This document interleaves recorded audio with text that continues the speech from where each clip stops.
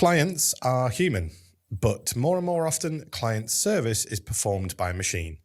Virtual purchasing is the norm. AI interacts with customers, and digital transformation is part of every global business strategy. So, what is the future of client service? How will we preserve the human connection? Is it even important anymore? Joining me to explore this today is Chris Ranger. He's worked in a digital-first sectors for most of his career, and with a strong sales background, knows that it is crucial to keep what truly matters to clients at the core in order to reach your goals. So, welcome to In Good Company, Chris. How are you today?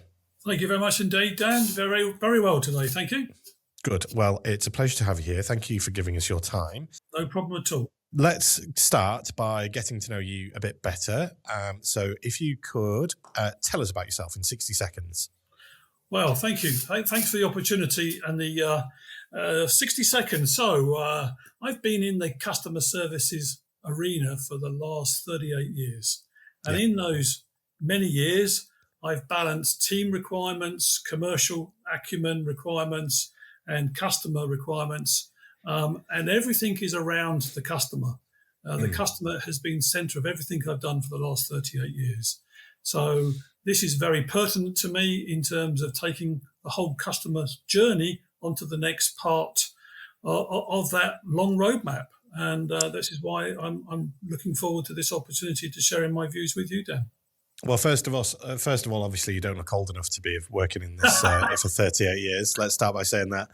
Second of all, I'm really hoping to draw on that breadth of experience that you've had, both looking back and also looking to the future.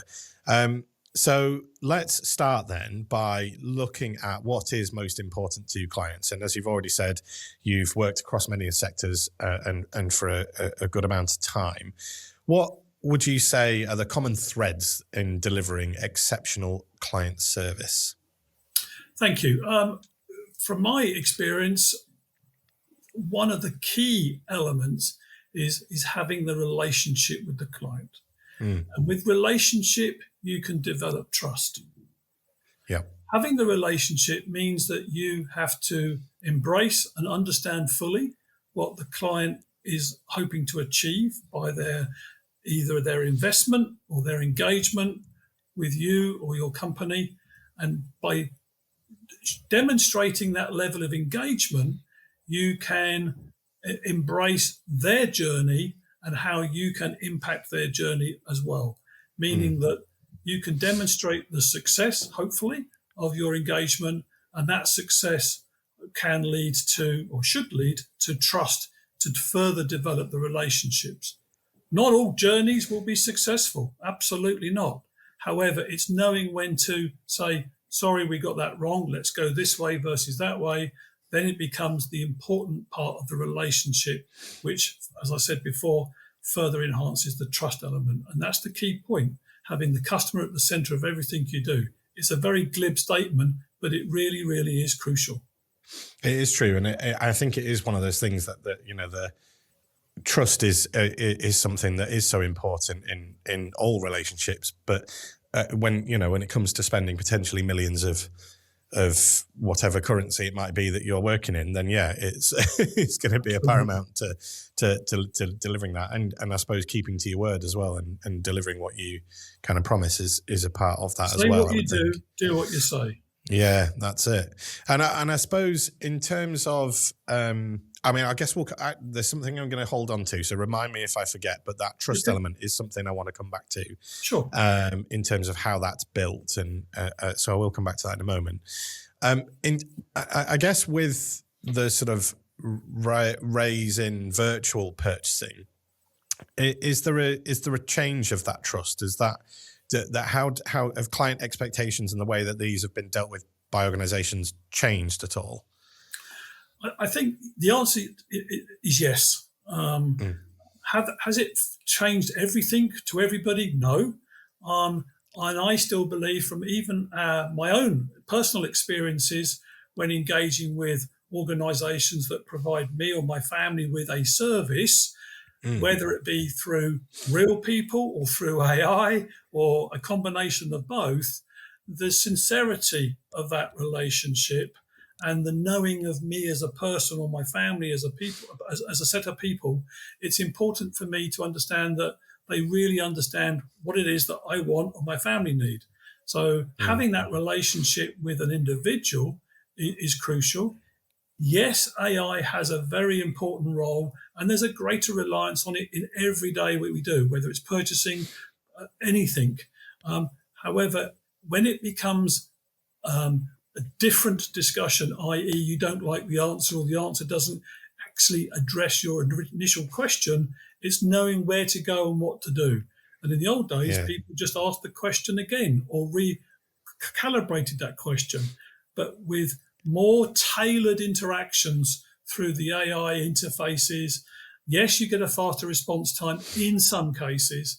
Yes, it's a seamless blend of continuing theme about your previous order or your previous experience. But at the end of the day, the human support channel, in my opinion, is paramount. And don't forget that. Yeah, that's really interesting, isn't it? And as you've mentioned, like that, reminded me of whenever you go onto the customer support page of a website and it's got an automated bot. Like, how many times have you found yourself wanting to throw your computer out the window and you're like, absolutely, did you mean this? Like, no, I wanted to. And then, of course, so many times you just want to speak to an actual human being. And often the times, when you do speak to those human beings, I think you do get the support that you need. Absolutely. But I suppose when it comes to purchasing products or things like that, I wonder if as a consumer, we've become used to a certain way when it comes to, like, if we buy off, big online retailers, which provide next day delivery or all those kind of things. There's an element of customer service that you just don't come to expect anymore, like you would do if you were to go into a physical shop. And it's interesting, isn't it, how for certain things that's okay. Until, like, as we've said, like it becomes wrong or whatever. But then as soon as we go into a physical environment or we end up purchasing something that's maybe higher value or something like that, the human element does come back. So is it just a case of how much money you're spending, depending on how much customer service you get? That's an interesting thought there. It's a great question, and I think certainly, even if I just look back in the last 30 days of the last month, there are certain purchases that have gone very, very well because they were just straightforward online purchasing with either retailers or holiday companies, etc. But also within the same period of time, when I've made some investments in larger ticket items, a car, for example. I wanted to be assured that it was exactly what I wanted. And therefore, it was very difficult for me to make a judge call on, do I buy that or do I not buy that online without test driving it or without seeing it? Yes, that seems to be the norm these days, but I wasn't comfortable with that. The good news is the company in question allowed me to, quote, go kick the tires. And as a result, I ended up literally buying the car because I was able to physically touch it and see it. Yeah. And they realised that they had me if I went to see it. And therefore, hats off to them. And would I buy from them again? Probably yes. And that will have been a human interaction that would have played a big part in that as well. And I wonder, and forgive me for saying this, but I wonder also if that's an age and a generational thing as well, where, and I wonder if the next generation, going into purchasing cars when they turn the age that they're legally allowed to drive or whatever, whether they have that same desire to go and see a person, to go and see the product and see the thing. And I think already we're probably seeing a change. I mean, it'd be interesting to talk to some of the car manufacturers out there, automotive, and see the buying trends of different of ages. Demographics. Because my daughter sorry, Dan. My daughter would buy a car off the internet, not a problem at all. Perhaps her father, me, I'm in the old school and you want to go and kick the tires a little bit or do this. But the fact is that they allowed me to do that actually persuaded me that they were the right retailer to buy it from. Well, it's interesting you mentioned that, and because that leads me nicely onto my next question. So with that technological and technology involvement and automation and as we're seeing the rapid digital advancements, Mhm. and I'll come back to the two-letter word that's on everybody's mind at the minute, slightly later, specifically. But going back to that human element that we've talked about, how do you ensure that you keep that human element of client service in these type of environments?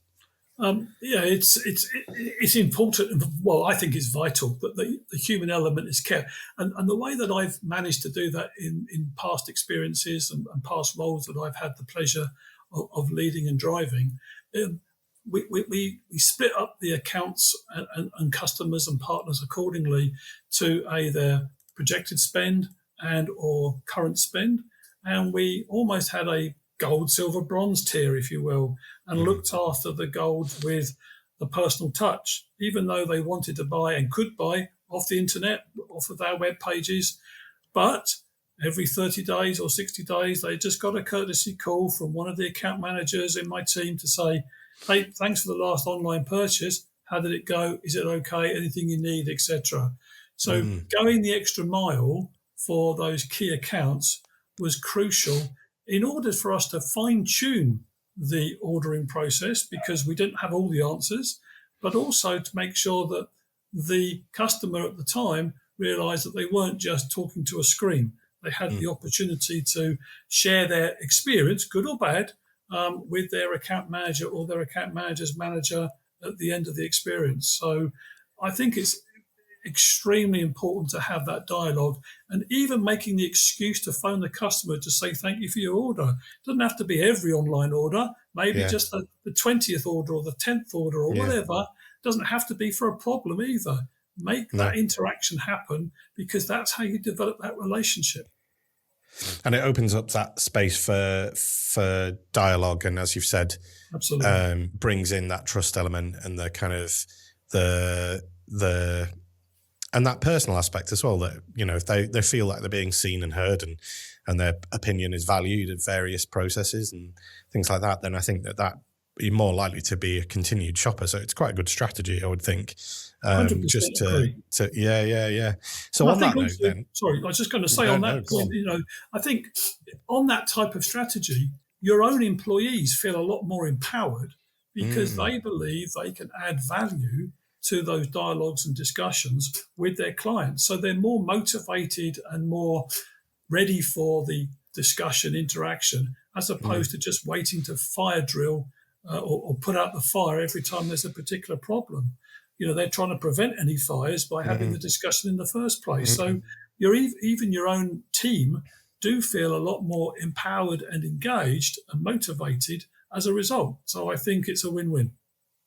And it's a really, really interesting point you've made there, because that sense of ownership, you're right, you're going to put more care and into the work, and you're going to look after your customers better, aren't you? So on that, soft skills will be a big part of that, as you've said.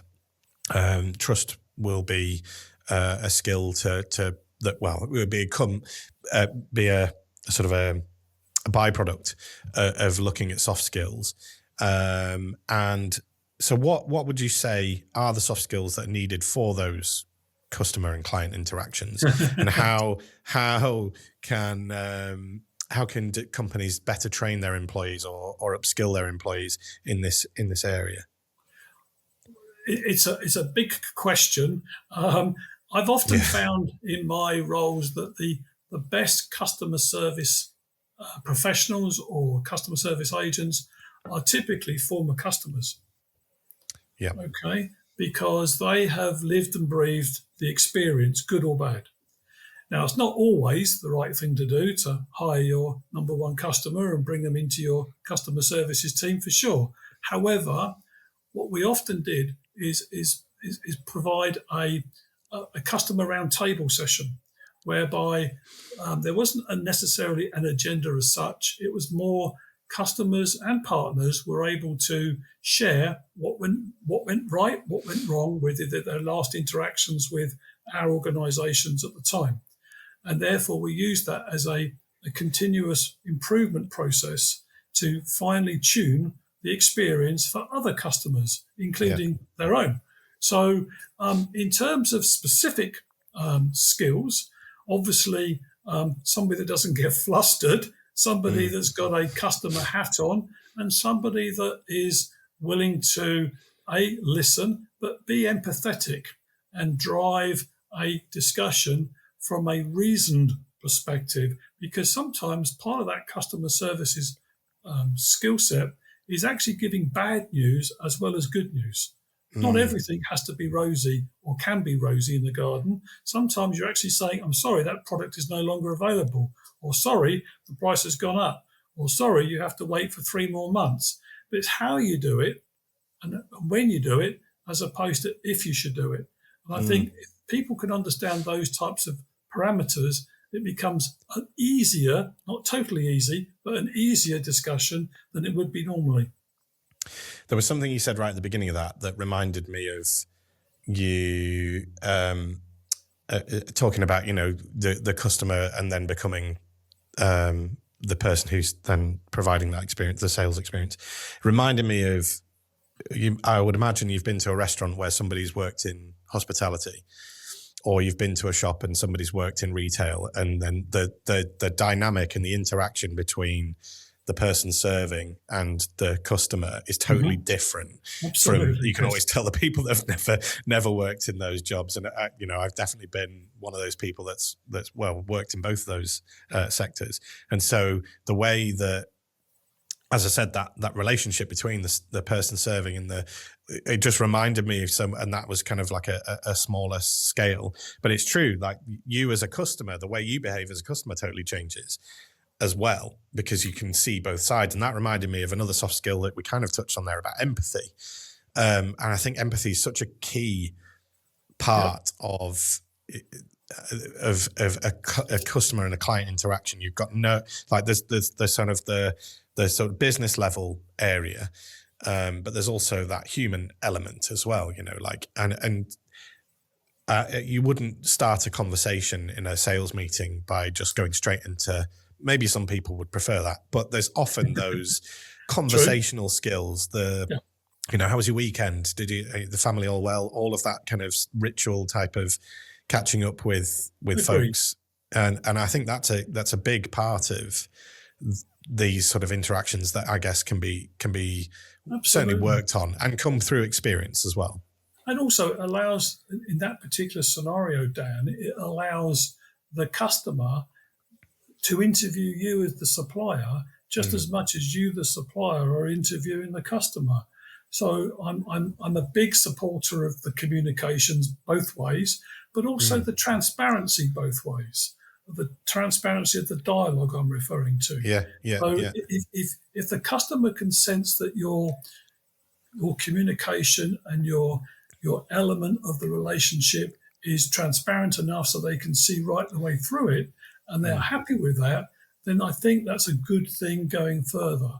If you're not transparent and you hold a piece back because you think you want to hold the ace card in whatever discussion you're dealing with, and that ace card falls out of your sleeve at the second meeting, guess what? Your relationship's gone back 3 years or 5 years or maybe ever, right? Forever. Yeah. So it's extremely important to have that transparency as well at all times. And you're absolutely right. And the pretending to know stuff that you don't know the answer to, I think, is always a big mistake in that scenario. Knowing to say no. When because I again mentioned worked in retail, one of the things that our manager was always keen on was making sure that don't pretend to know the answer you don't know the answer to. Find somebody who does, or just be honest. Because again, it goes back to what you're saying right at the top of this, is all about trust. As soon as you're honest about certain things, if you don't have the answer to a particular solution, coming back to one of my sorry, go on. No, it's absolutely fine. Yeah, please do. One of my little top tips that I passed on to some of some of my staff and teams in the past is don't just answer questions. Don't just answer those questions, ask them.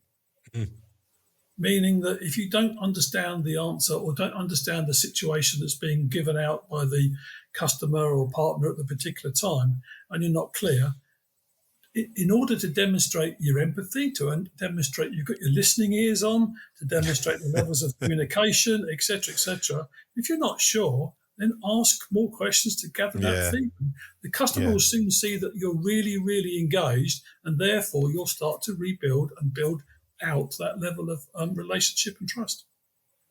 Absolutely. That curiosity piece is key as well and can always be Yep. developed. The leadership, what role does leadership play in the success of client service initiatives? Especially, and we kind of talked about this a little bit already, but that multi-generational aspect, the challenges of we're going to have both client employees and client expectations.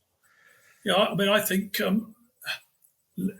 it's imperative that the leadership DNA is embracing the new opportunities, whether it be AI powered or anything else, but also not forgetting, shall we say, the grassroots of the whole interaction with the services, infrastructure, the team, the people on both sides.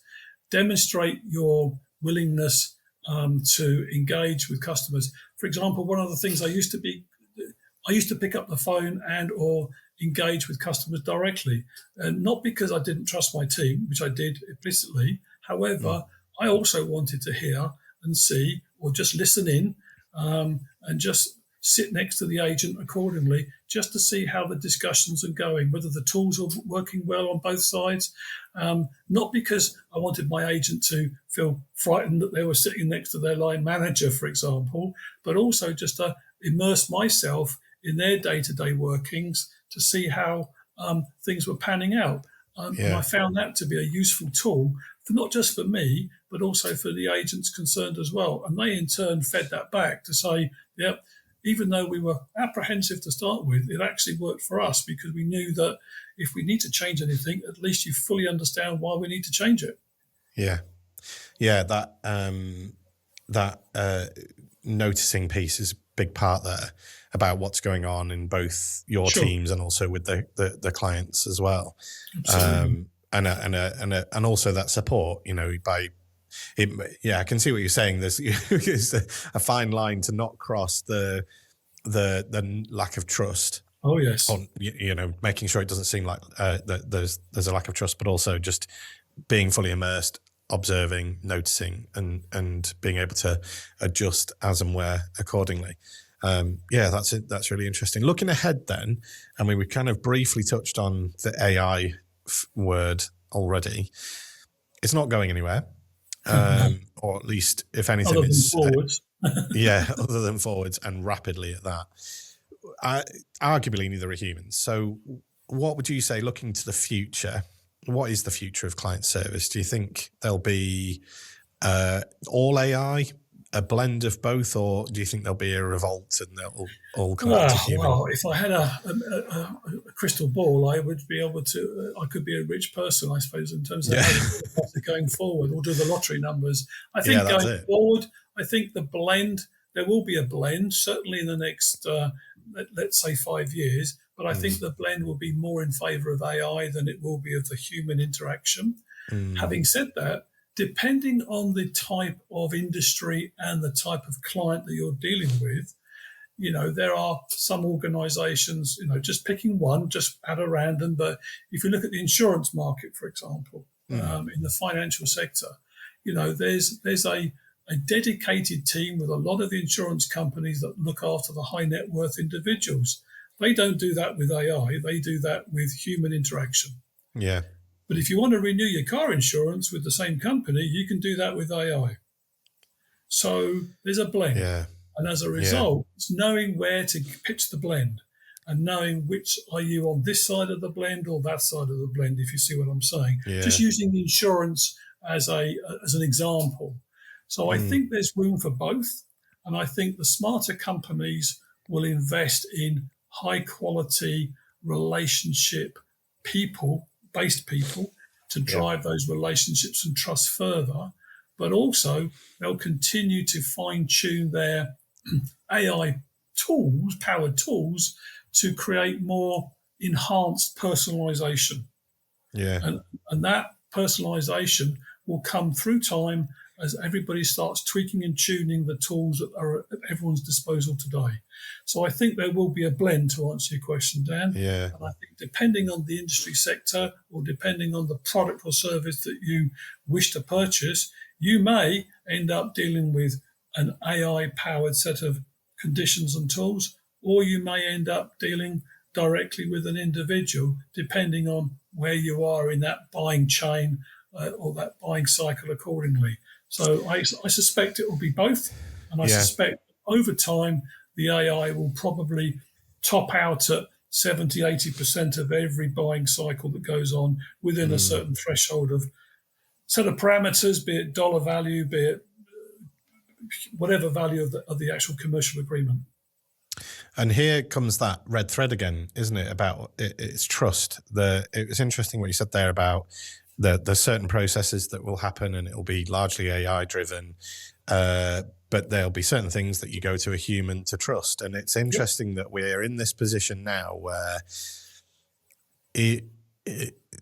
AI is still an unknown to certain extents. I think, with the majority of people, I would say that would be a fair statement. And trust does come back down to it. And yet people are wrong. Human beings are wrong. But there's something about a human to human interaction that in some ways is more trustworthy than a human to a computer interaction.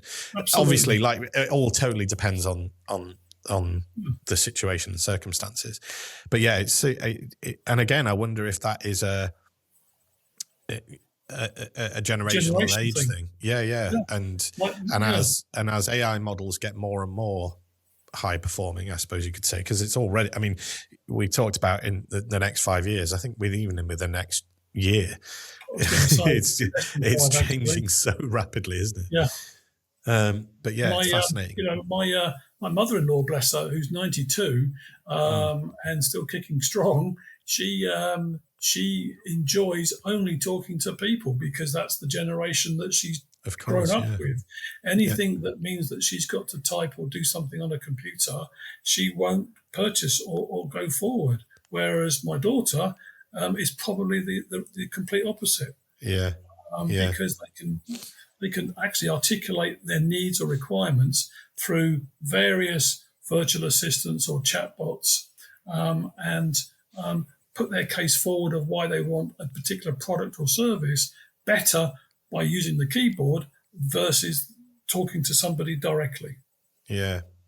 And I wonder if that will, as we kind of talked about that slightly earlier, that I wonder if there will be that revolt back. I wonder if there will be a time where, I saw a clip on Instagram not that long ago. I forget the chap's name. He's a famous marketer who so famous I've forgotten his name, but he was saying, that some people in years to come, because of technology, people will be able to charge you just to go for a walk because of that human to human contact, which will become alien to us if we follow down and don't kind of pick up on that now and notice that now. And it's nuts to think like that. It's kind of it's scary but then we know both sides. We're of a generation that knows a digital version and an analog version of going through a client interaction, a customer interaction. I think there's always going to be a need for having that human touch, no matter what product or service, because until the AI and or virtual assistant process chatbots have developed a complete wraparound regarding emotional intelligence and empathy, you're going to need that touch. And I, for one, prefer today, if I want to spend my hard-earned dollar, I want to make sure I spend it, like I gave the example earlier on the car, then doing that with somebody that I can physically see and talk to as opposed to type to me is important. I still think you need that touch. Will it disappear? Will it dilute over the next 1, 2, 5 years? I guess it will get more in favour of the virtual assistants, but I can't see it disappearing totally. No, certainly not. I think that's probably true. Well, that's a nice way of looking and summing up today's conversation. So thank you ever so much, Chris. I do have one final question before I do let you go, though. Okay. And that is the same question we ask all of our guests, which is, if you were looking back on your career of 38 years, as you mentioned earlier, if you were starting again, what would be the piece of advice that would give your younger self? Wow. I would put that into two statements or two sentences. So first of all, I don't think any job is bigger than your happiness. Right? Mm-hmm. Do what you think is the right thing, because nobody gets out of bed in the morning to upset anybody, in my opinion. So do what you think is the right thing, given the right set of circumstances at the time. So one thing I think would be is that no job is bigger than your happiness. And I think the other thing that we did touch on slightly earlier, Dan, is that make sure you know your audience. I have an expression, breaking bread with the locals. Understand what the locals, your customer, your partners need or want. If you don't do that, you're only doing half a job. If you understand fully what they need and why they need it, when they need it and how they need it, I think you're halfway home. So know your audience and make sure that there is not one job in this world, as far as I'm concerned, that is bigger than your happiness. Do what you think is right to make you happy. Yeah. Yeah, it's a good piece of advice, and I'm sure a lot of people will resonate with that, without doubt. Chris, it's been a fascinating conversation. I could talk to you for a lot longer, but we have reached our end. But thank you ever so much. No worries. It's been great. Thank you. So that just leaves me to say thank you once more again to Chris for joining me. And if you'd like to find out any more about Impact or the work we do, then you'll find the links for that in the description of where you found today's episode. Likewise, if you would like to connect with either Chris or myself on LinkedIn, you'll find those links there too. So thank you again to Chris for joining me. And until the next time, take care. Hey,